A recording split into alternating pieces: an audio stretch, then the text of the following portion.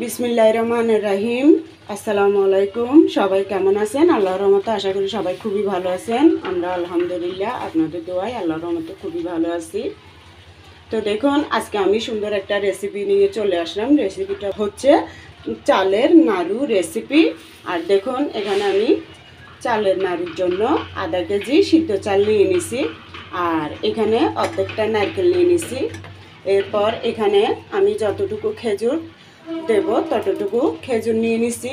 আর এখানে গুড় নিছি, গুড়ের বদলে চিনিও দেওয়া যাবে। তো এখানে 4 চামচ ছোটোগুলোয় 1 চামচ থেকে একটু সামান্য কম গোলমরিচ আর 4টা এলাচ নিছি। তো আপনারা যদি আমার রেসিপিটা দেখার ইচ্ছা থাকে আমার সাথেই থাকুন, খুবই মজার হয়। চালের নাড়ু রেসিপিটি খেতে অসাধারণ হয়, তাই আমি আপনাদের সাথে শেয়ার করতে চলে আসলাম। আপনারা যদি ভালো লাগে আমার সাথেই থাকুন আমার রেসিপিটা পুরোটা দেখার জন্য। এই তো বন্ধুরা, আমি চালটা ভালো করে ধুয়ে নিছি। ধোয়ার পরে এখানে একটু লবণ দিয়ে মাখাইয়ে আমি কিছুক্ষণ রেখে দেব।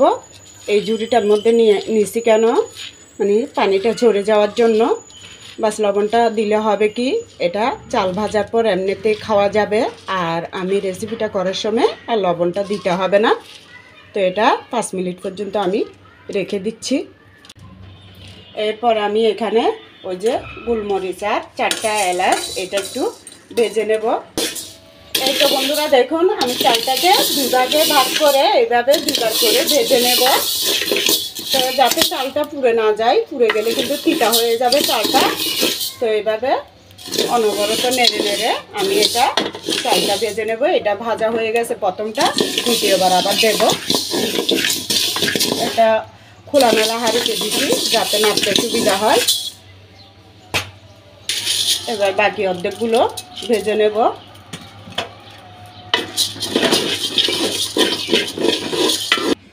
তো বন্ধুরা, চালের নাড়ু বানানোর জন্য মূল রেসিপিতে চলে আসলাম। এই তো প্রথমে দিয়ে দিচ্ছি ঘি।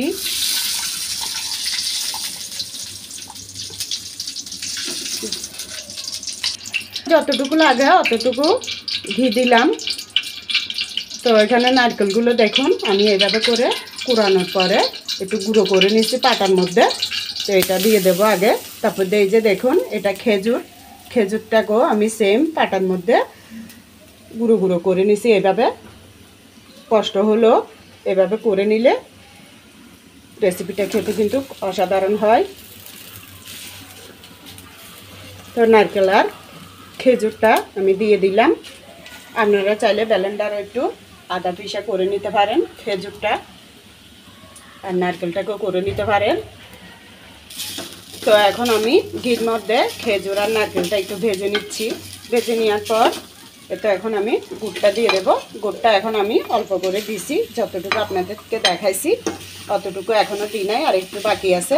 তো এটা একসাথে আমি ভেজে নেব ঘিয়ের মধ্যে। আস্তে জালে আমি এটা গুড় নারকেল মানে গুড়টাকে গলিয়ে নিছি। জাল দিতে দিতে এটা নিজে নিজে গলে যাবে। এখন আমি দেখুন এখানে গুঁড়ো দুধ, পাউডারের দুধ দিয়ে আমি গরম পানির সাথে গুলে রাখছি। এটা একটু দিয়ে দিই, প্রথমে একটুখানি দিই, পরে আবার দেব।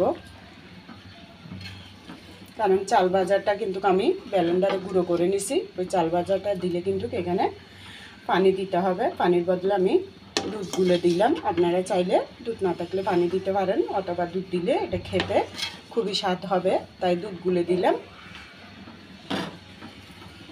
আপনারা চাইলে এমনি প্যাকেটের দুধগুলো দিতে পারেন।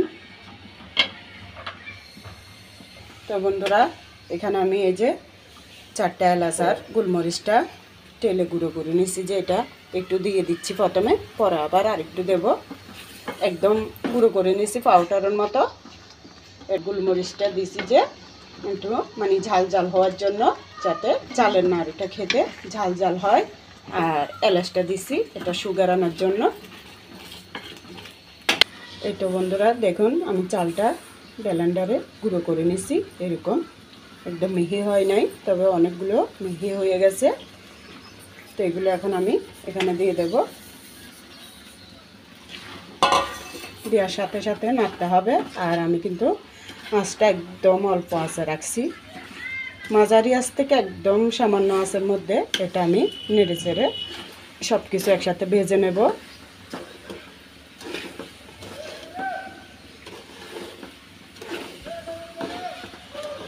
দেখুন কত ভালো লাগতেছে, দেওয়ার সাথে সাথে একটা অসাধারণ একটা সুস্বাদু ঘ্রাণ বের হয়েছে, অনেক ভালো লাগতেছে। এই ধরনের নাড়ু খেতে অনেক মজার হয়। তো আমার শরীর অসুস্থতার জন্য আমি নাস্তার রেসিপিটা খুবই কম করি, কিন্তু করতে কিন্তু কষ্ট, তাই যা রান্না করি তাই আপনাদের সাথে শেয়ার করি। তো এই তো বন্ধুরা একটু নাড়াচাড়া করার পরে এখন আমি বাকি দুধগুলো দিয়ে দিচ্ছি। যেহেতু এটা চালের গুঁড়ো, তো দুধটা দিলে হবে কি ভালো করে এটা চাল ভাজাটা ভালো করে হয়ে যাবে। তা আমি মিষ্টিটা হয়েছে না হয়েছে একটু দেখব, যদি হয় গুড়টা আর দিতে হবে না, আর যদি না হয় তাহলে বাকিগুলো দিয়ে দেব। আর আপনারা নারকেল আর খেজুর যদি পছন্দ করেন আর একটু বাড়াই দিতে পারেন, আমি যতটুকু ভালো লাগে অতটুকু দিলাম। তো বন্ধুরা এভাবে নারকেল গুড় সবগুলো একসাথে চাল ভাজার গুঁড়োর সাথে আমি মিশাই নেব, কারণ ওই তো কিছুটা এখানে দলা দলা হয়ে থাকে খেজুর আর গুড়টা নারকেলটা, এজন্য ভালো করে মিশাই নিলাম। তো আমার এটা হয়ে আসছে, এখন আমি এটাকে ঠান্ডা হতে দেব। তো বাকি মশলার গুঁড়োটা দিয়ে দিলাম। বন্ধুরা এটা কিন্তু মিষ্টি পারফেক্টলি হয়েছে, আমি কিন্তু আর গুড়টা দিতে হবে না, আমি দেখছি। শুধু বাকি মশলার গুঁড়োটা দিয়ে আবারও ভালো করে উল্টাই পাল্টাই নেড়ে নেব। মিষ্টিটা একদম পারফেক্টলি হয়েছে। তা আপনারা যেভাবে মিষ্টি খান ওভাবে দিয়েন। বন্ধুরা ঠান্ডা হওয়ার পরে আমি এটা নাড়ুটা করার জন্য চলে আসলাম।